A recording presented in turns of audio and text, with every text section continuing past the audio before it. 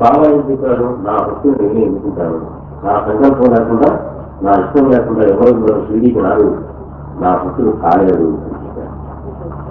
ఎట్లా ఎన్నుకుంటాడు, ఏ బేసిస్ మీద ఎన్నుకుంటాడు, ఈ క్వాలిఫికేషన్స్ ఈ యాభై కలుగుతాడు. ఇన్ని గోడాల కోట జీవుల్లో వీళ్ళే నా భక్తులు అని ఎన్నుకోవడానికి అది సాధ్యపడికి ఏమిటి?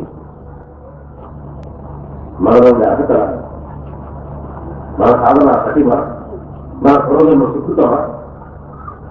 ఇంకా మనకంటే ఇంకా బాగా సాధన చేసిన మన త్వరగా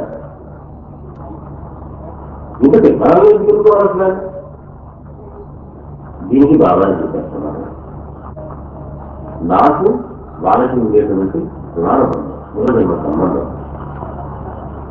ఈ పూర్వజన్మ సంబంధం వల్ల మనం అందరం అంగీకరిస్తాం. వాళ్ళే ఎన్నుకుంటారు,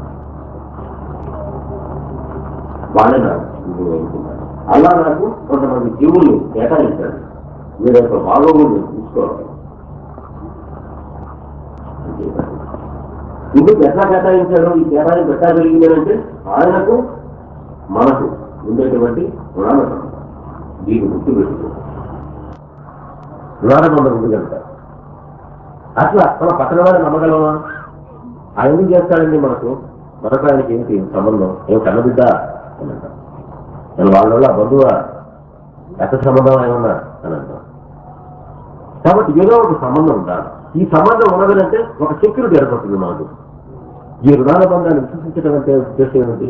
బాబా దగ్గరికి మనం వచ్చామనంటే ఆయనకు మనకు ఉండేటువంటి ఏదో సంబంధం, భోజనం సంబంధంలో వచ్చామన్న ఇక్కడికి అని ఆయనే చెప్పాడు. కాబట్టి మనం ఉద్ధరించడం అనేటువంటిది, మన కోరిక తీర్చడం అనేటువంటిది ఆయన బాధ్యత, ఆయన ఆబ్లిగేషన్. అది ఆయనకు తప్పదు, ఆయన బాధ్యత. ఆయన బాధ్యత ఎప్పుడైతే అయిందో ఆయన మనవాడు, ఆయన భావం.